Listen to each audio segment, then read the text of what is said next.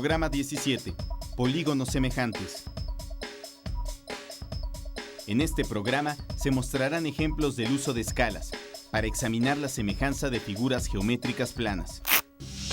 En México encontramos gran diversidad arquitectónica en sus construcciones, como podemos apreciar en estas maquetas de algunos de los edificios más emblemáticos del país. Como la zona arqueológica de Palenque, iglesias de la época colonial como la de San Hipólito o el Palacio de Bellas Artes. ¿Crees que al decir que las maquetas son semejantes a los edificios reales, significa que los primeros se parecen a los segundos? No exactamente. En matemáticas, semejante significa algo más que solo parecerse. Entonces, ¿qué significa semejanza? ¿En qué se aplica? La semejanza de figuras es una propiedad que en geometría tiene muchas aplicaciones. La usan los arquitectos para hacer planos y los cartógrafos para hacer mapas. Se usa en la elaboración de maquetas y está presente en las fotografías.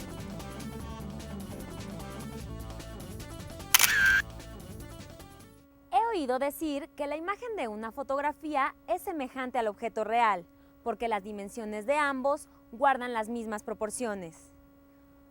¿Cuál de las siguientes fotografías guarda las mismas proporciones que el Ángel de la Independencia? Una figura es semejante a otra si las dimensiones de la primera guardan las mismas proporciones que las dimensiones de la segunda. Una es una figura hecha a escala a partir de la otra. Por ejemplo, la columna de la Independencia mide 37 metros y la escultura dorada del Ángel mide 6 metros con 70 centímetros.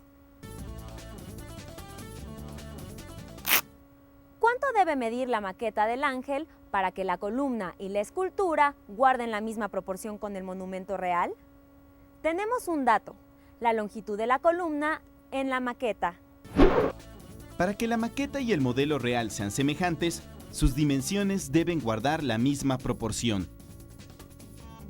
Es decir, la razón entre la longitud real de la escultura y la altura real de la columna debe ser igual a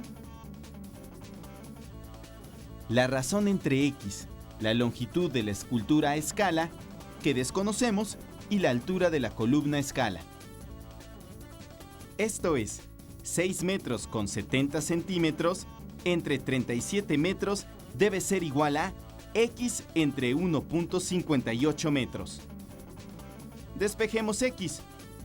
X es igual a 6.7 por 1.58 dividido entre 37.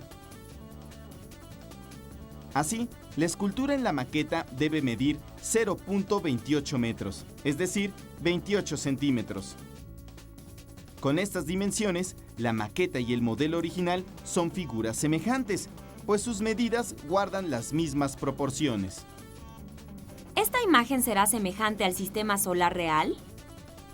¿Las distancias entre los planetas en la maqueta conservan la escala de las distancias reales? Busquemos las respuestas a estas preguntas. Un alumno hizo para su clase de geografía este dibujo del sistema solar en cartulina.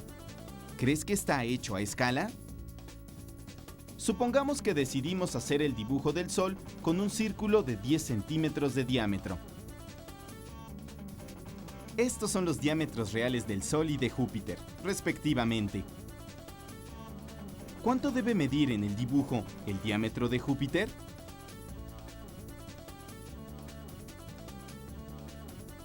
$1.390.000 kilómetros. Los representaremos con 10 centímetros. Y 143.000 kilómetros los representaremos con X centímetros. Entonces, 10 entre 1.390.000 es igual a X entre 143.000.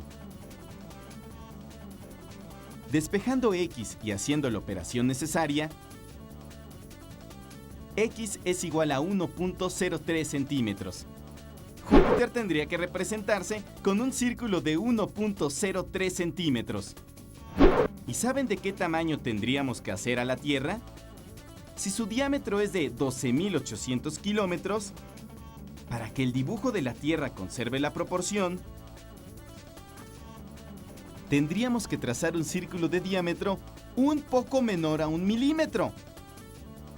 Mientras que al cuerpo celeste Plutón, considerado un planeta enano, ya no podríamos dibujarlo a esta escala. ¿Y cómo se representarían a escala las distancias entre los planetas? Sigamos representando al Sol con un círculo de 10 centímetros de radio y calculemos a qué distancia en el dibujo tendríamos que poner a nuestro planeta.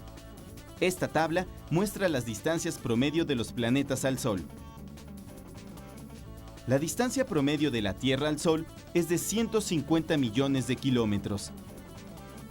Nuevamente, estableceremos una razón de proporcionalidad. 1.390.000 kilómetros se representan con 10 centímetros y 150 millones con X centímetros. Al efectuar la operación, la Tierra tendría que ubicarse a 1.079 centímetros, a más de 10 metros del Sol. ¿A qué distancia ubicaríamos a Plutón? 1.390.000 kilómetros es a 10 centímetros, como la distancia de Plutón al Sol a X. Despejando X y haciendo la operación, lo tendríamos que dibujar a 35.252 centímetros. En metros, esto sería poco más de 352 metros y medio. Entonces, ¿es posible hacer un dibujo a escala del sistema solar en una cartulina?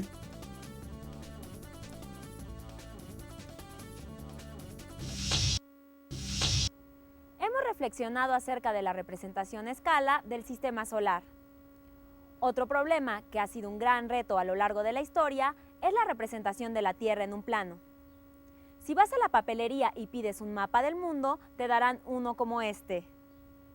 Esta representación fue propuesta en el siglo XVI por el cartógrafo y matemático flamenco Gerardus Mercator. A esta representación plana de una superficie esférica se le llama proyección.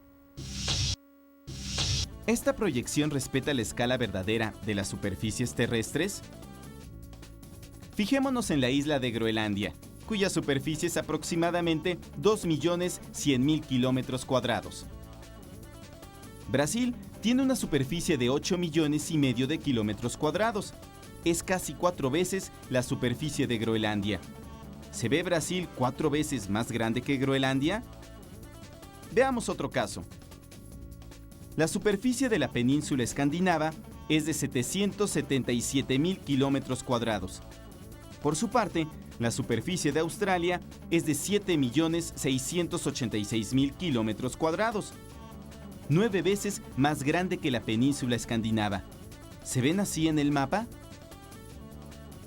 En conclusión, en la proyección de Mercator, el área de los territorios del hemisferio norte aparece magnificada respecto al área de los territorios del hemisferio sur.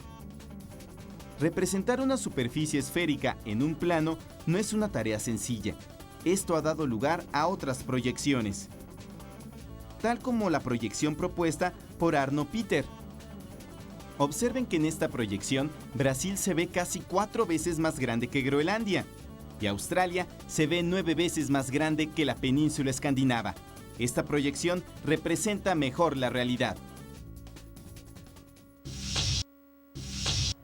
Hemos visto diferentes usos de las escalas. Sin embargo, la lista es aún más larga. Por ejemplo, los autos a escala.